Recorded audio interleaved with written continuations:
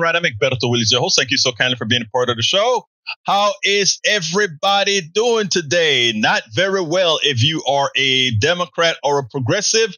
If you are into Trump, I imagine you're gloating after the life fest that we saw on the tube last night. Before I get started, actually, you know what? Let me get started by introducing all of you guys. First, E2247 from all over, welcome aboard. The Duck That Quacks, welcome aboard. Likewise, Eric Hayes is in the house, welcome aboard. We have Michael Rudnick from Brooklyn, New York in the house. Eric Hayes from Atascocita, Kingwood. We have, let's see who else is in. Lee Grant from Montgomery County. Yvette Avery Herod from Atlanta, Georgia. Are you still in Puerto Rico? Yvette? And let's see what else we got here. I got quite a few more here. If I miss you, forgive me, but I am a little bit, I don't want to say frazzled is not the word. I think it's more pissed, but we'll talk about that later on. Lizard Queen as well is in the house. Lee Grant in the house. All right. Let's go ahead and start. Michael Ruddin says, anyone watch yesterday's presidential debate? I found myself trying, then struggled to get through it, only to give up halfway through. Trump was the usual horrible person, focus on retribution, line with every second reply. No surprises there, but that CNN failed to live fact check him was journalistic malpractice on display. That said, Biden was wrong. With Biden, I could barely understand every fifth word he was saying. The news is saying Biden had a cold. That's not true. Look at how he sounded in Atlanta, in North Carolina today. We don't need to hear that crap. We need truth from now on, going forward. Had no damn cold. Yeah, I'm gonna call BS on that right now. Joe Biden lost my vote last night. I need a better tune than this, but Egberto for the screen. Let's go ahead and get what you want there on the screen. I am extremely upset, and you guys are going to see a few things that we're going to talk about today. It looks like we're blinking a bit, so I better try with the other screen. It says, the debate, CNN, Joe Biden and Donald Trump. Is this the best we can do? Let's appoint Dolly Parton and call the whole thing off.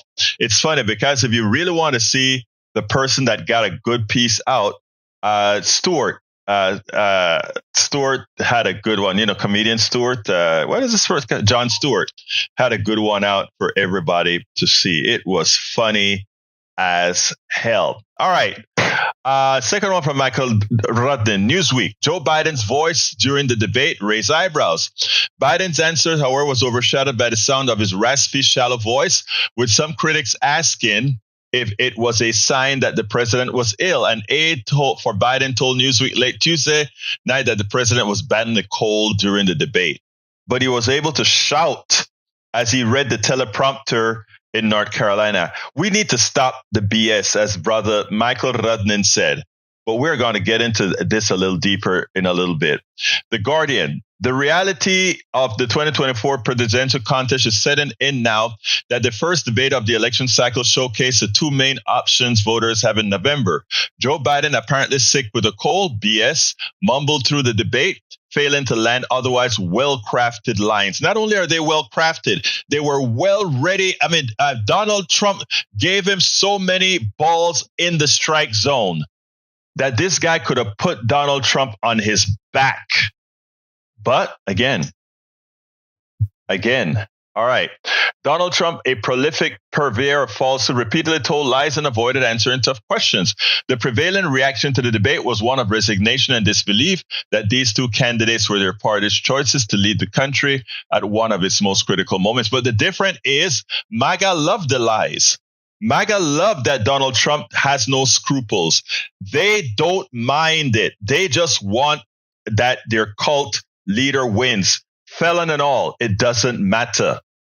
Key takeaway. Trump lies endlessly and expected for a politician so consistently fact-checked. Trump repeatedly tried to sell falsehoods and half-truths to voters. When questions were posed that would require tough answers, like one about January 6th insurrection. He deflected and talked about something he could attack Biden on. CNN's moderator did not fact-check statements live. At times, when he avoided the question, they would reiterate, sometimes successfully getting Trump's answer. He falsely claimed Democrats want abortions up until after birth. He said without evidence that Nancy Pelosi refused his offer for National Guard troops in January 6th to respond to an insurrection. He said his administration had the best environmental numbers, whatever that means, and his promise that the retribution would mark his second term in office. All surface, he seemed to be a veiled threat of prosecution. He could be a convicted felon as soon as he gets out of office. Joe could be a convicted felon with all the things that he's done. He's done horrible. I mean, it's just amazing, right? All right, multiple sources, another one from Reddit, are talking about replacing Biden before the general election starts. And I hope Democrats do, as the longer the delay, the worse the outcome. Biden must drop out. For this from Slate, Biden must drop out. Here's how Democrats could replace him on the ticket. Sky News says Biden about to speak at a rally for after disastrous debate. And he was strong at that rally. And he sounded good. It would be nice if that's who showed up yesterday. Could Biden be replaced in the 2024 election? Of course he could. But he has to decide, I choose not to be selfish. All right, let's see. Bridge says, no replacing, no plan B. This is it. He was on fire today. Being bombarded with lies in 2 minutes would have anyone tongue so outlandish spew. Biden should have said, I need more than 2 minutes to address each lie. Again, Biden was great today in North Carolina on a teleprompter, speaking very, very well. Okay. The big thing about it is, I'm going to read my item a little bit later. Some of the thoughts that I have. All right. Scrolling down. The doc that quacks. Kamala can beat Trumpy. Forget the hope. Forget that won't happen. Need Michelle Obama stat. Michelle Obama says she won't do it. Let's see what else we got here. Scrolling down. Lizard Queen says, good afternoon, y'all.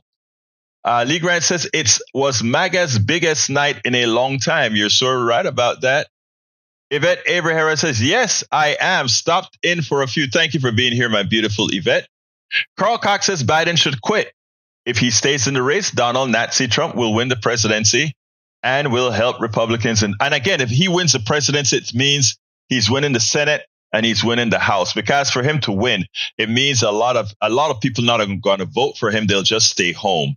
It's silly for them to do that. And Eddie Glaude has a message for that in case he doesn't drop out, which I'm going to play in a minute. Mike Cisak says, I guess those fake fraud videos of Joe Biden before claiming they were fake now has said, no, they were fake videos. We showed the real thing. I mean, two things can be two things can be obvious at the same time. Let's see what else we got here. The duck that quacks, says not one elected suit wearing representative of the U.S. government that committed treason had been jailed or charged. All right, what is that name? Stygon Bergen Creek. I am still for stuttering Joe. Look, if Joe stays in, of course I'm voting for Joe. My problem is the other people. What are they going to do? Paul Fleming, welcome aboard from Powder Springs, Georgia. Michael and Segberto, just one more. Okay, I'll put it on the screen. That was from which one? From The Daily Show. I saw that one, but I can't put that on right now. I saw that one from The Daily Show. It was really funny as hell, but it's going to corrupt my system. Can't do that one right now, my dear brother. All right, let's see what else we got here. Biden was fact-checked hard yesterday at CNN. Biden didn't say much that was true. That's not true at all. Actually, it was 35. At the first glance, it was 35 lies by Trump and 9 miscommunications by Biden. 9 versus 35. Okay, not even close. Breach. PolitiFact could live check Trump, but CNN couldn't do the same or even use PolitiFact live stream to use. They know Trump gonna lie. They did nothing to challenge the lies other than make him say again what the lies were off topic. Again, these media companies, that's what they do. That is what they do. All right. Beforehand, Eddie Glaude was asked a few questions about what do we do here? Where do we go from here? And what Eddie Glaude said was pretty right. We have to take care of this ourselves, whatever position we take, whether Biden stays on the ticket or not, whatever the case may be, we are on our own to save the country from the felon, Donald Trump. I want you to listen to what Eddie Glaude had to say, and then we'll take it on the other side. In a presidential debate at a time in our country and our world where the stakes are tremendous. And this is where we are for a lot of people who we know the poll show they don't love either guy. But put this into some perspective for us and how we as a nation can look at this and say, how do we move forward? See, that's the question. I was watching the debate in a room full of people here at Aspen. And as that exchange happened, Chris, there was this loud scream, no, stop it. Don't go down this road. And then I imagined young millennials and Gen Zers and Gen Yers watching that exchange and thinking we must be crazy. And then I drew this conclusion. Joe Biden isn't going anywhere, no matter how bad he or horribly he performed last night. Gretchen Whitmer or Gavin Newsom or whomever's not going to ride in on a white horse and save our democracy. At the end of the day, we're going to have to take responsibility for this thing. We have to stop outsourcing the future of our country, the future of our democracy, Chris, to politicians. We're going to have to take responsibility. And we have to understand that the choice may be between an old, quote unquote, feeble man and a convicted felon, a crook, a fascist. And we have to understand that, and we have to do all the work that's possible, all the work that is available to us to keep him out of office. And that is our responsibility. So we could talk about how Joe Biden failed horribly last night. We could talk about how feeble he looked, how his mouth was agape. All that's true. But at the end of the day, it is our responsibility at the voting booth to save this country. And we have to do it no matter what. And that is true. That is true. If Biden stays on the ticket, which it seems like the most likely thing that's going to happen, then it's incumbent on us to do our utmost best to get this guy back into office. My problem is there are simply a lot of people that won't go ahead and vote for the guy after they saw what they saw in the debate. And for that great performance that he had in North Carolina, in Raleigh, North Carolina, the question is, which Biden shows up? Which Bidens do you see? It is an issue, folks. And if we keep our heads in the sand, that will be a problem, and it will come back to bite us. Before I continue with the other pieces that I want to read. As soon as the debate was over, I must admit, I went ahead and wrote a blog immediately on my Substack, on my newsletter, because I didn't know what to say. And I was simply flabbergasted. So here is what I wrote, and I want everybody to listen it with the tone in which I wrote it. I called it, and this was right after the debate, debate disaster. The Democratic Party has a couple of weeks to decide, meaning after the holidays, right? I could not maintain my credibility if I did not admit that Joe Biden was a disaster in the debate with Donald Trump. Let's be clear. Biden is a much better president than Trump by orders of magnitude. Unfortunately, Biden was unable to articulate that Trump was animated with his lies, and Biden failed to refute them. Biden likely got more progressive policies passed and implemented than any other Democratic president. He restored the respect that many other countries had lost in America. He was the first president to stand solidly with unions and even walked the picket line. While I disagree entirely with his stance on Gaza, I wanted him reelected. If he continues to support Netanyahu's action, I can fight him along with my progressive brothers and sisters. Politics is not a fair sport. While I am sure that Biden has the intellect and mental acuity to complete another 4-year term in much better shape than our next oldest president, Ronald Reagan, did, the country may not want to risk it. The CNN flash poll from debate watchers is a warning. And if you take a look at the flash poll that I have on the screen right now, confidence in the candidate's ability to lead, a lot. 14% for Biden, 36% for Trump. Some faith in him, 29% for Biden, 20% for Trump. No confidence whatsoever, 57% for Biden. No confidence, 44% for Trump. That's nuts. That is completely nuts. Now, I believe many of Biden's poor numbers on the economy, the border, and other issues have a genesis in his age and the problems that come with it. In other words, many are projecting his age on their discontent for just about every issue. Again, it may not be fair, but that is politics. That is politics. The Democratic Party will have to ask itself whether Biden can recover from this debate disaster when the Republicans have already started spinning it as narrative confirmed. I don't have the answer. The following 3 flash polls from CNN must give us pause. Favorable view of the candidate. Before the debate, 37% for Biden, 40% for Trump. And these are people who watched the entire debate.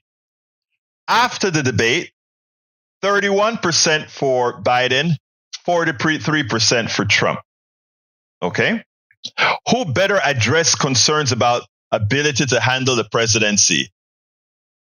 48% Trump, 23% Biden, 22% neither. After the debate, would you consider voting for 48% Trump, 40% Biden, both 2%, and neither 11%? Polls can change. Americans know that Trump is a thug and a felon. Yet, many would vote for Trump. Can Biden overcome this? I have been writing about a Democratic landslide for several months, from the White House to the state legislatures to the municipalities. Republicans laid the path with their draconian policies, from book bans to taking away a woman's right to choose, to choosing to force schools vouchers, to mandating teaching the Bible in schools, and much more. They've laid the path for Democrats to run away with the election in 2024. While all elections are local, if too many lose confidence in the party's titular leader, that could affect down-ballot races federally and locally. While I don't have an answer, the Democratic Party leadership must find one. While many progressives have been holding their ire in choices made to maintain unity, this debacle should not have been a shock. As a progressive, I was hoping for a stellar performance that, deep inside, I knew was never, ever there. The party, in my humble opinion, has 2 weeks to objectively assess the situation and determine if Biden has a chance. And if he doesn't, it is incumbent on them to do the patriotic thing. A Donald Trump election is the instantiation of Project 2025, the birth of FSA, fascist states of America. And I don't say any of this blindly, not at all. I do not say this without a hurt. But the truth of the matter is, we are at DEFCON. We are at DEFCON 1. Egberto Willie is long. I'll read it, my dear, beautiful Bridge MCP. And it goes as follows. At the end of the evening, pundits were calling not for Trump, a man liable for sexual assault and business fraud, convicted of 34 felons under 3 other indictments who lied pathologically, to step down, but for Biden to step down because he looked and sounded old. At 81, Biden is indeed old, but that does not distinguish him from Trump, who is 78, and whose inability to answer a question should raise concerns about his mental acuity. Immediately after the debate, there were calls for Biden to drop out of the race, but aside from the fact that the only time a presidential candidate had ever done that in 1968, it threw the race into utter confusion, and the president's party's loss, Biden needed to demonstrate that his mental capacity is strong in order to push back on the Republicans' insistence that he is incapable of being president. That he did thoroughly. Biden began with a weak start, but hit his stride as the evening wore on. Indeed, he covered his bases too thoroughly, listing the many accomplishments of his administration in such a hurry that he was sometimes hard to understand. Of far more lasting importance than this one night is the clear evidence that stage performance has trumped substance in politics coverage in our era. 9 years after Trump launched his campaign, the media continued to let him call the shots. Heather Cox Richardson. And I think I just subscribed to her Substack. But I need to answer that because I understand what you're saying. There's only one thug in the race. And that because Joe Biden is old and cannot express himself well, and sometimes get confused in his answers because he's stepping over his words, etc. That gives an opening for Donald Trump. We never said, look, I'm going to give an example because life is not fair. Biden is old and he's having to jump through hoops next to a convicted killer. I'm not killer, convicted felon. Now I'm going to tell you, life is not fair. And you fight within the parameters that the system gives you. Many people, I don't know how to say this without sounding like I'm just using a comment, but I'm going to say it anyway. Our country judges people by a whole lot of factors, whether they are women, whether they're black, whether a whole lot of reasons. And a lot of us have lost out, not because we weren't knowledgeable, not because we weren't capable, not because we weren't the best one for the job, but simply some external stupid reason. In my case, many a times I've lost out simply for my hue. Biden is going to lose out. Not again, if I want to read the first part of my blog because it's important. I said, and I made this clear, right? I said, Biden, let's see. I think Biden would make a better president than Donald Trump, orders of magnitude. And I also said in the article that I wrote that Biden, I am sure, has the mental acuity So I said politics is not fair sport. While I'm sure that Biden has the intellect and mental acuity to complete another 4-year term in much better shape than our next oldest president, Ronald Reagan, did, the problem is that's not the world we live in. We live in a shallow world where these things matter. We live in a world where my hue matter. We live in a world where these other things matter. That is where we live. So I understand what Ms. Cox is saying. Unfortunately, what she's saying, you get it. All right, Paul Fleming says, I'm going to give this soliloquy. Yes, Biden is an old man, but I'll take an old man versus a criminal any day. Here's why there was no fact-checking last night, as it was happening only after the process. You can never trust a liar. Have you ever been over-prepared for something? Now, in reference to Joe Biden, his age was a factor and his stuttering was a factor. Not that this man is not bright. I have an 88-year-old mother-in-law who moves very slowly, but has an extremely sharp mind. I would argue to say her mind is sharper than my own because of my disability. I have short-term memory problems. Joe Biden is not a dropout. This is why we had another justice from Trump. After all, no one's gonna ride on us. The people are just going to have to be smart in this situation. Biden has surrounded himself like extremely smart people. Trump, on the other hand, has surrounded himself with criminals. Now, had the black doctor became president in the Republican Party and then was convicted of 34 felonies, do you think that any of your Republican listeners would be voting him in right now? Hell no. No, they would have dropped him like a hot potato and moved on to someone else. We have to do what's right for democracy. We have to do what's right for the country. And that's Joe Biden. I repeat, Brother Fleming, I am voting for Joe Biden if he remains on the ticket.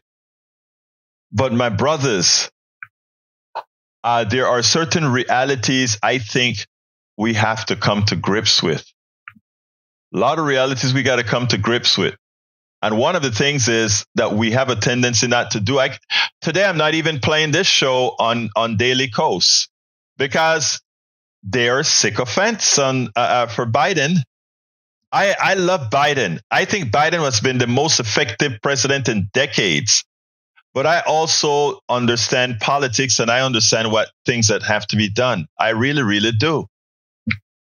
And I'm lost. I'm looking for the party to do something they've never done before. That's what I'm waiting for. Ray Brackens, how you doing, my dear brother Ray? Talk to me. Let me get you on the right speaker before you talk. Let me get, so you don't hear that feedback. Otherwise, we're going to get feedback. Come on in, Ray. Brother Egberto Willis. Talk to me, my brother. Yeah, it was a somber day for progressives after that. You know, I mean, because the thing about it is, with these debates nowadays, like I said, I'm a recovering WWE addict fan. And knowing that Donald Trump was inducted into the WWE Hall of Fame, knowing what I know about his character, this man draws off of, you know, the crowd, the aha, the boo, you know, even though the funny thing about Trump in this debate, even though he didn't have a crowd, he's even learned how to draw off of a crowd that isn't there. He knows how to draw off of the crowd on the TV camera. This man he's a performer. That's what he does. And Biden showed how rusty he is. I mean, look, I appreciate Biden for who he is and what he can do as a leader. But if you're gonna stand up and you know, fight this man on his level, which is on the mic, you gotta come with it. You gotta pump up or something, you know, because it's like he really showed that he was worn down and tired. And you know, as a progressive, I find it as a disservice to me, you know, out here, you know, in the streets trying to push, hey, we need to defeat Trump. But if you look at what we just saw, it's going to be hard for every progressive nationally to try to push everything, because usually it starts from the president, try to get people out to vote for the president, and then you try to push them down the ticket. But now he made it so hard to, engage people to want to vote for him. Now we definitely have to push everybody else who isn't Biden down the ticket just to be able to show them there's a reason to vote. Because, he did himself a disservice. You know what? His team did him a disservice because they knew what they were putting him up against when they put him on that screen. They knew they should have went and looked at Trump. They should have looked at Trump's rallies. Trump is a clown. He draws off of that WWE style energy, and you need to bring that. You need to act like you're in a rap battle when you're with Trump. You gotta basically use that platform to tell everybody who he is. He's a criminal. He's a cheat. He likes to mess with porn stars. You gotta indict his entire character because he's gonna do it to you. You gotta fight him in the dirt where he is. I'm sorry. Yeah. Go ahead, Egberto. No, you nailed it. No. Let me tell you something, okay? Because what gets me with a lot of folks, and I know a lot of our brothers and sisters here says, it's too late to move Biden. I mean, remember it was too late to move. Remember the issues that we had with Ruth Bader Ginsburg, right?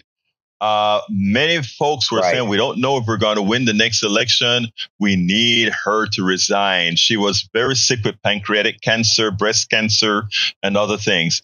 And there's a certain degree, I hate to put it this way, but there's a certain degree of selfishness with these old people that are in our party who haven't allowed a young bench to be built.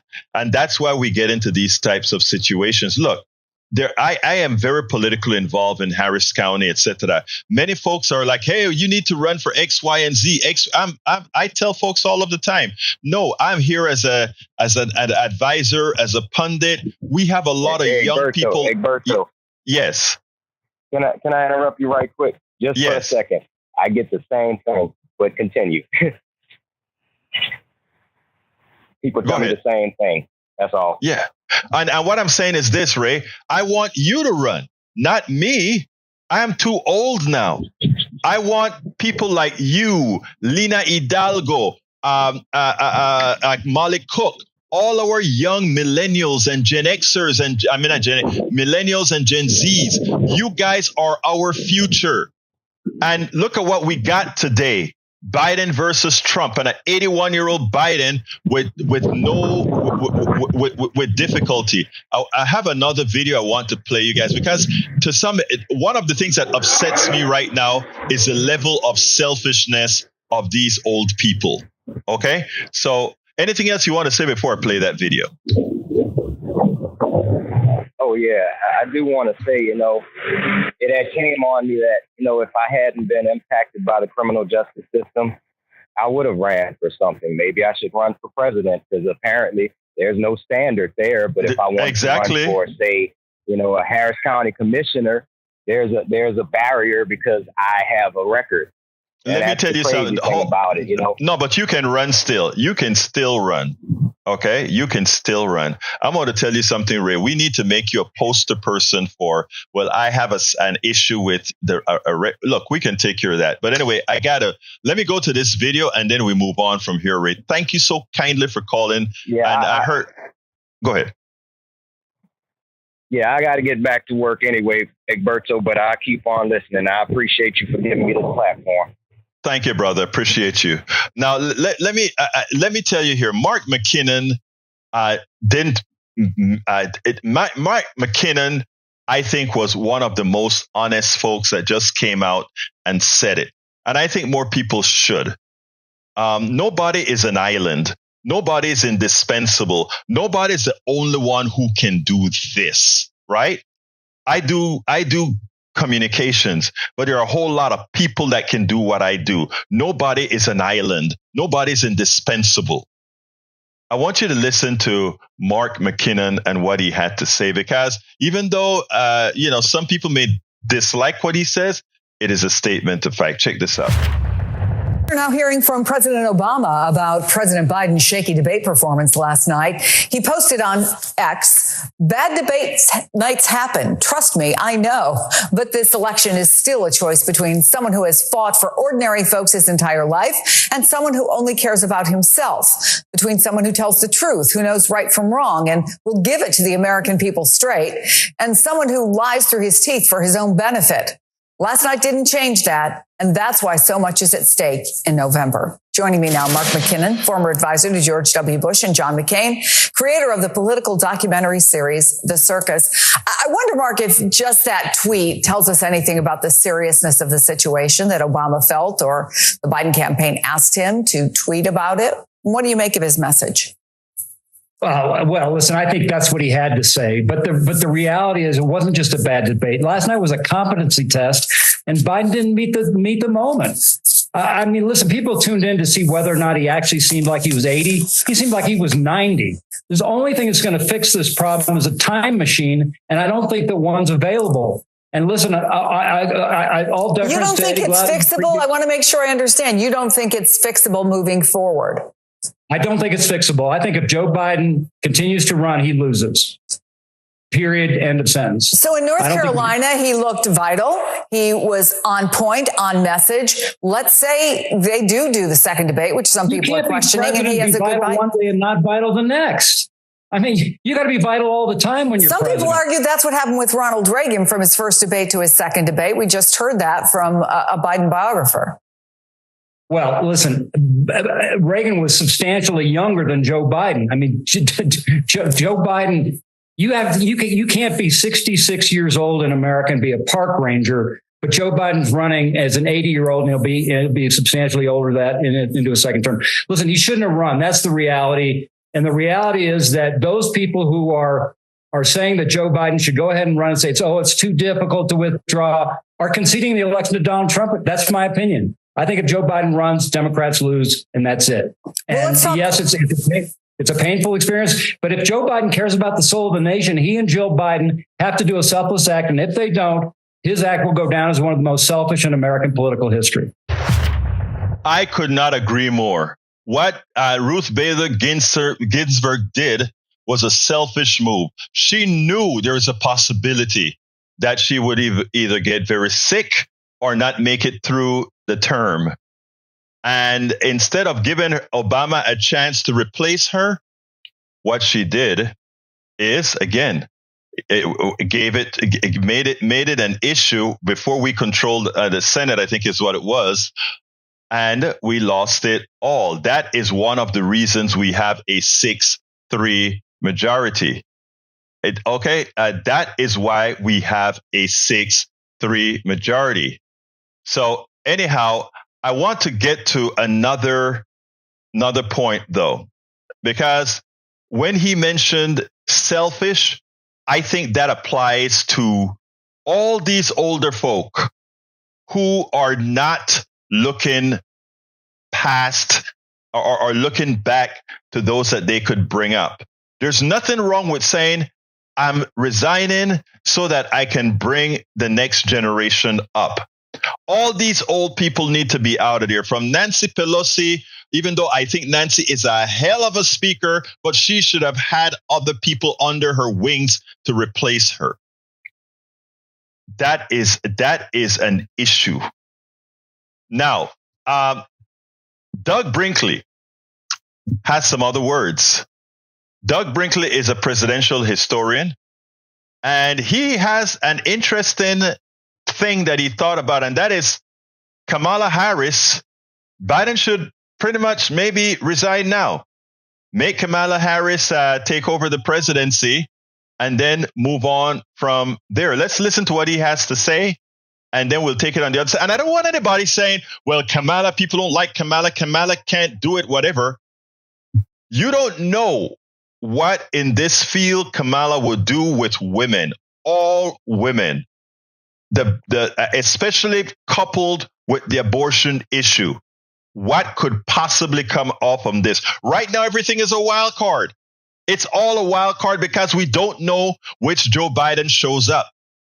And I love Joe Biden. Joe Biden has been an effective president. Joe Biden has been one of the best presidents for progressives in a very long time, if not ever. So I get it. Let's listen to what Brinkley had to say because it has merit. Let's check it out, then we'll take it on the other side. The big point I agree with, this is in Joe Biden and Joe Biden's hands. They have to decide whether they should stay in or not. People talk about Joe Biden being stubborn, but where does that cross over into selfishness? And they're wondering if he's Ruth Bader Ginsburg here. Well, exactly. And last night's debate performance was abysmal. It could not have been worse. He came out looking like a half zombie, half mole, standing up there, bobbling every single thing coming his way, having glazed looks. It seemed like then today, yes, we get the reset in Raleigh, but you're wondering if we're in need of a March 31st, 1968 moment when Lyndon Johnson said enough and I'm stepping aside. He had to do that, Lyndon Johnson. There wasn't anybody forcing him to. So Joe and Jill Biden have to really believe that this is the best for the country. And I don't know if they have other advisors, that people that could come to him and saying, let's break this open and bring more people into the mix. So he owns the party, and it's going to be up to him what card he plays. One thing that I was struck by, and we saw this on air, on our own air here at MSNBC, but also I heard this from people in the political world. People love Joe Biden. They think he has done a great job, and he has the numbers to prove it. He has been a good president. He's made bipartisan deals. He's made the economy better. Things are on an upward trajectory, and they like him a lot. But they also feel like it's just time for him to step aside. They feel sadness. They also feel fear, because this idea that Donald Trump is a threat is something the Biden team says, Democrats say, but a lot of people out there who want to vote for the Democrat or vote for anybody but Trump believe that as well. And there's fear that if Joe Biden continues on, that Donald Trump is going to be president. There is fear. And look, we didn't have the third party aspect last night, but with the one the ABC's doing, you might have John if Kennedy there is that debate thrown in there. Yeah, if there is that even. And so you're going to see teleprompter Joe Biden. They're just going to do this. Repeat, teleprompter, keep him off talk shows, news shows. Don't have anything. Is that a good idea? That's where we're at. And if not, he would have to there are a couple scenarios, him stepping down and letting Kamala Harris be president, giving her a big boost and making the history of the first woman president in the United States and creating excitement with women, minorities, et cetera, with that. Or break it open in August, which is tough because there's not one other option to Biden. There are like 15 of them. 1968 was a disaster. Hubert Humphrey was a disaster. And that's what happened after LBJ stepped aside. We're going to talk about 1968 and open conventions. Absolutely. So I mean, and I think, let me tell you, the fact of the matter is it's a wild card now because, like I said, and Bridge, I want to mention something because you were excited about how he sounded in North Carolina, but you're a news junkie like we are. And by the way, Melanie Keelan, I am still positive. My positive is going to come as far as we all have to follow what Eddie Glaude had to say. We have to get off of our butts and go out there and work it, no matter whether we keep Biden on the ticket or rather whether Biden stays on the ticket or he gives it up. But I like the Kamala idea and it making a big flip in the race. I think that would be magnanimous on the part of Joe Biden, and at the same time, I think it would create some excitement. I had some time to think about it after I listened to what he had to say, and I said to myself, that could actually infuse some excitement into the whole issue. So, I mean, it is something worth examining. It's something worth doing some polling about. Because while the MAGA folks are going to bring up the race thing, the gender thing, they're going to bring up a whole lot of things on her. Oh, she had an affair with Willie Brown. Oh, they're going to bring up a whole lot of things. But the interesting thing about it is Donald Trump has made sure that nothing that comes out on you is at all positively negative because he has done the worst things of them all. So that's a thought right there that we have to look into. Anyway, look, guys, MCP says, I love the Kamala idea. However, so many hate her. However, a woman, black, at that president, damn good. And she is a spitfire speaker. And that's what I'm saying. It may bring unnecessary excitement. And it's not a matter of if America love her now. I don't know if you remember during early on, she had gotten a big spike where her favorability was really, really good. Now we're talking about where Hillary Clinton didn't have an abortion issue to help her out. Kamala Harris has an abortion issue to help her out.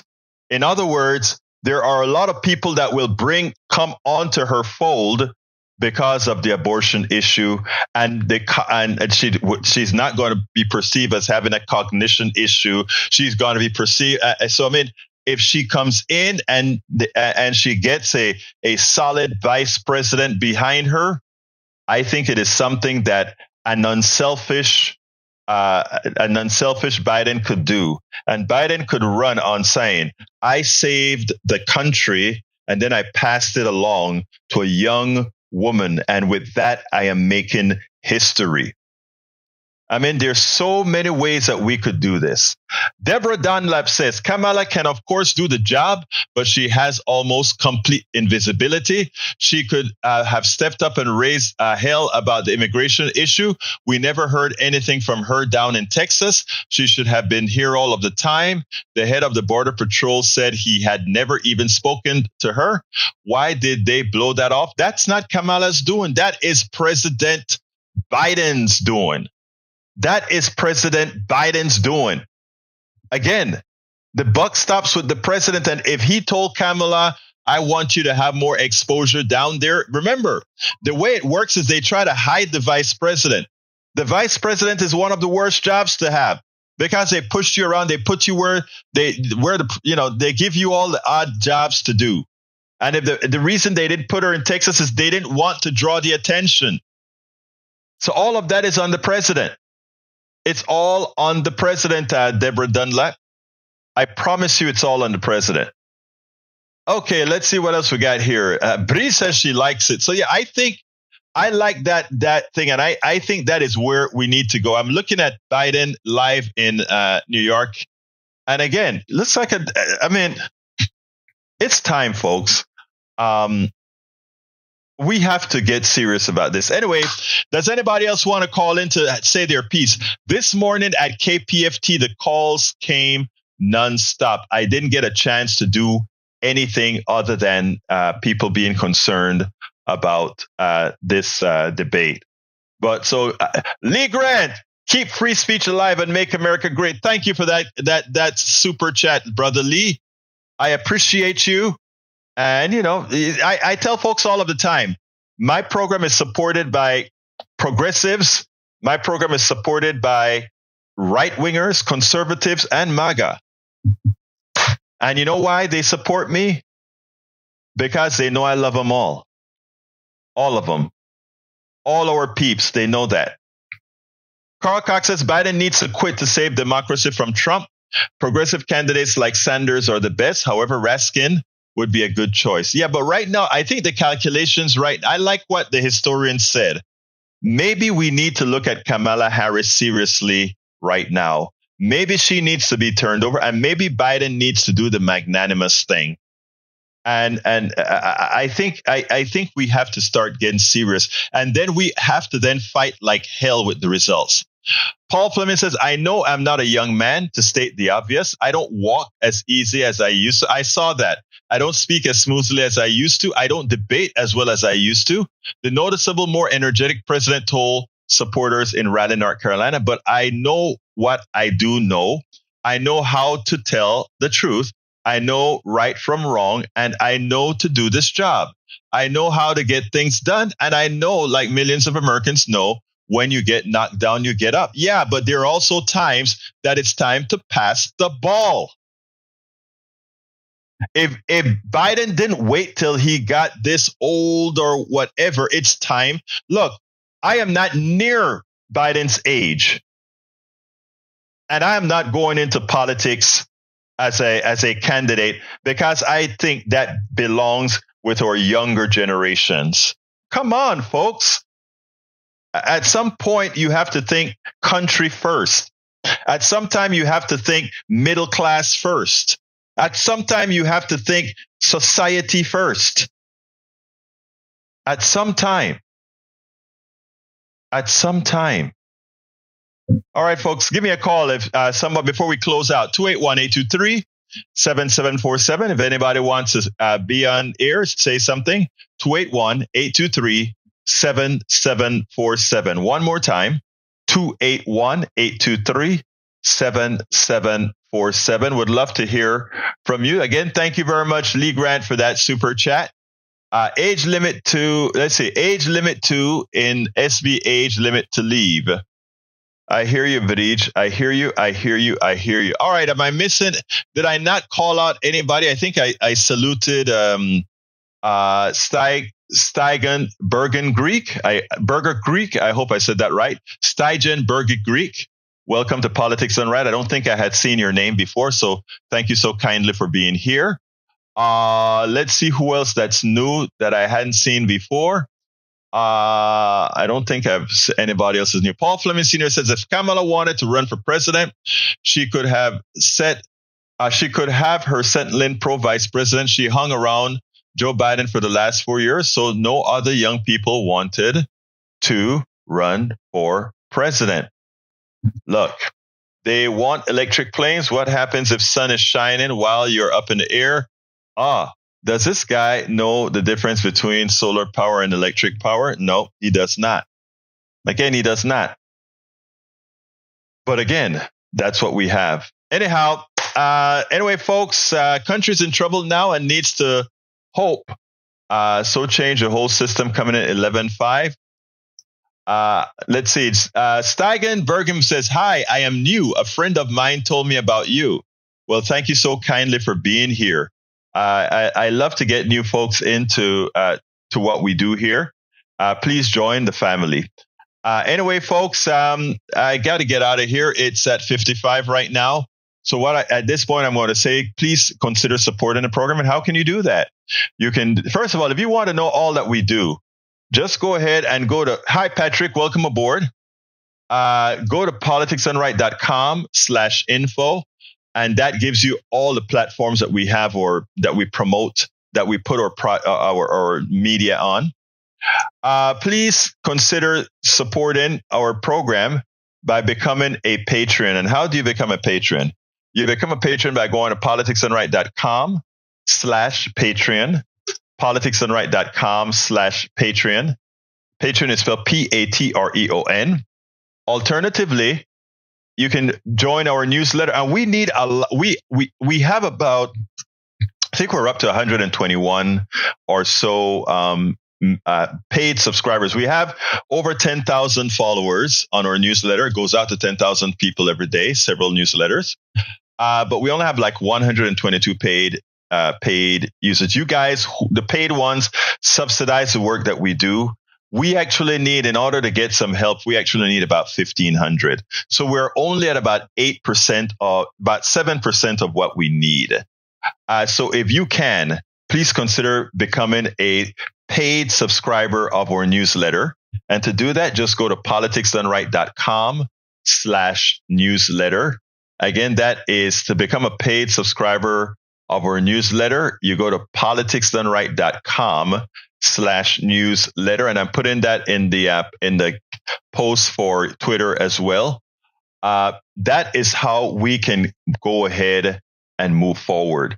There's a lot that has to happen in the next 2 weeks. I'll be in Baltimore in a couple weeks, actually, for the largest progressive meetup with media from all over the media, consultants, activists. And I'll be broadcasting from the floor in Baltimore. So, I mean, I just want to tell you guys, thank you very much for supporting the program. Please, again, go ahead and become a paid subscriber of our newsletter at politicsdoneright.com/newsletter. And of course, you can get our books at politicsdoneright.com/books and find out all that we have there. But one more time, I'm going to put the newsletter in there, politicsdoneright.com/newsletter. Anyway, I got to get out of here. My name is Egberto Willies. I want to thank all of you. Stay positive. Even though today was sort of a downer in that I wasn't the hoorah go forward. The reason I'm not the hoorah go forward is right now is not the time to be hoorah go forward. Right now it's the time for us to start making changes so we can do the hoorah going forward for the next 4 months. We're in a transition state to decide what we're going to do. Whatever is done, we are going to be fighting hard to get the Democratic ticket, not just the presidency, but all the way down from the municipalities to the state and to the federal offices. We are going to be in a fight, and we intend to win. My name is Egberto Willies. This is Politics Done Right. And you guys know how I end this baby. I am what? Out! We spend a lot of time deconstructing the news, trying to parse it into a form that everybody can understand. We try to find those little nitpicks where it flies above the fray, etc. If you really like these videos that we do, I want to ask a big favor. Please go ahead. Number 1, subscribe to our channel. And number 2, please join if you can. Thank you so kindly for watching. Keep watching. Please remember to share. We must populate the entire internet with our progressive message, a message that we know is what most Americans say that they want.